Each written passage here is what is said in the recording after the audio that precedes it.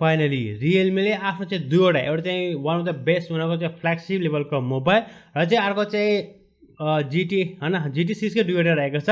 नियो सिरिजमा चाहिँ 150 वाटको चाहिँ सुपर फास्ट चार्जिङ एडाप्टरवाला मोबाइललाई नेपाली बजारमा चाहिँ लन्च गरिसकेको छ। हामीले चाहिँ प्रोको बारेमा भिडियो बनाइसकेका छौँ, यसको चाहिँ के छ कस्तो छ र नेपाली बजारमा चाहिँ के कति प्राइसमा तपाईँले किन्न सक्नुहुन्छ र अहिले तपाईँ चाहिँ दराजबाट किन्नुहुन्छ एकदमै राम्रो प्राइसमा चाहिँ त्यो मोबाइल चाहिँ पर्चेस गर्न सक्नुहुन्छ। यसको बारेमा भिडियो बनाइसकेका छौँ, सायद तपाईँले त्यो भिडियो हेर्नुभएको होला। त्यो भिडियो हेर्नु चाहिँ माथि आई बटन आउँछ, टक्क थिचेर चाहिँ त्यो भिडियो हेर्नुलाई एकदमै राम्रो चाहिँ रहेको छ। र साथमा यदि हामीले चाहिँ यिनीहरूको चाहिँ अहिलेको यो जुन मोबाइलको कुरा गऱ्यो भने चाहिँ Realme GT Neo 3 मा चाहिँ तपाईले 150 वाटको चाहिँ सुपर फास्ट चार्जिङ एडाप्टर देख्न सक्नुहुन्छ। So that's great. साथमा चाहिँ यिनीहरूको डिस्प्ले पनि एकदमै राम्रो रहेको छ। डिजाइन र लुक्सको बारेमा त तपाईलाई थाहा नै छ हैन।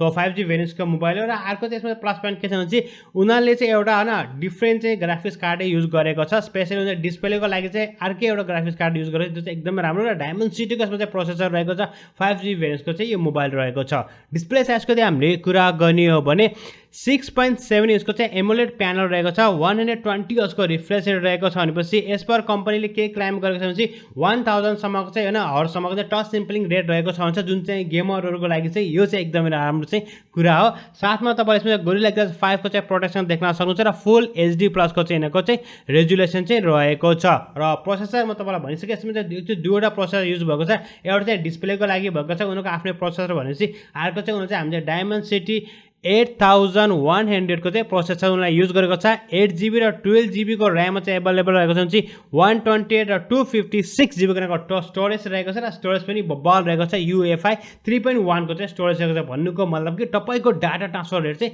एकदमै राम्रो चाहिँ हुनेछ।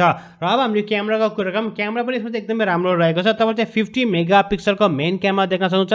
8 मेगापिक्सलको चाहिँ अल्ट्रा वाइड एंगलको सेन्सर रहेको छ भने 2 मेगापिक्सलको चाहिँ माइक्रो लेन्स रहेको छ। टु बी अनेस्ट एक्ज्याक्ट भन्ने चाहिँ 2 मेगापिक्सलको चाहिँ किन दिएको आई डोन्ट एक्ज्याक्टली अब उसको भिजन के हो किन दिएको कि 5 मेगापिक्सलमा दिएको चाहिँ एकदमै राम्रो हुन्छ र 16 मेगापिक्सलको चाहिँ यिनीहरूको चाहिँ सेल्फी क्यामेरा रहेको छ। Battery so let's talk about the ब्याट्रीको बारेमा यदि हामीले कुरा गर्ने चाहिँ ब्याट्री चाहिँ एकदमै राम्रो रहेको छ न। 5000 mAh को ब्याट्री ब्याकअप रहेको छ र चार्जिङ एडाप्टरको चाहिँ हामीले कुरा गर्ने चाहिँ एक्चुअली दुईवटा भेरिएन्ट भएको छ। ब्याट्री चाहिँ 5000 mAh ब्याट्री ब्याकअपमा चाहिँ हामीले चाहिँ हैन 80 वाटको चाहिँ फास्ट चार्जिङ एडाप्टर देख्न सक्छौँ भने 4500 mAh ब्याट्री ब्याकअप चाहिँ 150 वाटको चाहिँ सुपर फास्ट चार्जिङ एडाप्टर हामी देख्न सक्नेछौँ र नेपाली बजार चाहिँ 150 वाटको पनि एभाइलेबल रहेको छ। अझै दराजमा तपाईले चाहिँ के डिस्काउन्टमा चाहिँ यो मोबाइलहरु चाहिँ पर्चेस गर्न सक्नुहुनेछ।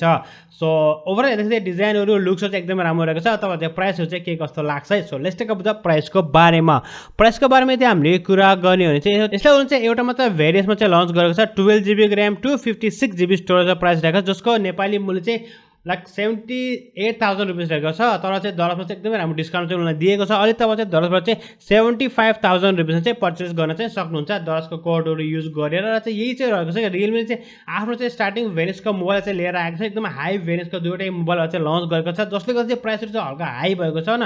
त्यो चाहिँ हो तर चाहिँ हेर्दाखेरि चाहिँ उनीहरूले चाहिँ मोबाइल चाहिँ एकदम राम्रो नै रहेको छ। डिजाइन लुक्स सबै कुरो राम्रो छ। तपाईँलाई चाहिँ के कस्तो लाग्छ हाम्रो कमेन्ट सेक्सनमा चाहिँ कमेन्ट गर्न सक्नुहुनेछ। र अब जति तपाईँलाई आजको भिडियो मन पर्यो होला भिडियो सम्बन्धी कुनै पनि सल्लाह कृपया हाम्रो कमेन्ट्समा कमेन्ट गर्नुहोस्। यदि तपाईँ च्यानलमा नयाँ आउनुभएको च्यानल सब्स्क्राइब साथमा बेल आइकनलाई क्लिक गर्न पनि नभुल्नु होला।